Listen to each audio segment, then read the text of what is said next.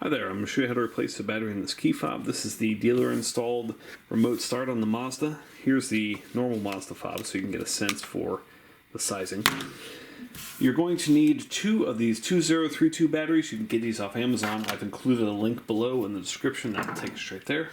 I'm also going to be using a small flat tip screwdriver. This is a 3.0 flat tip.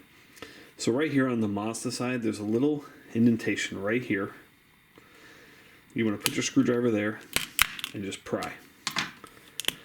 Now you have access to your batteries. There's a little tab right here. Just go ahead and pull that off with your fingernails. And then for these, you just want to press firmly on this side of the battery. Kind of prop it up a little bit. Press firmly here. Prop it up. Take your new batteries.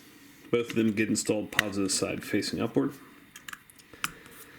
And for this cover, there's a little track right here. You want to make sure it's seated nicely in this. In this back cover, put this portion in first, right here, and then it's easy to snap that right back in. And you're all set. Hope that was helpful. Make sure you hit that thumbs up button.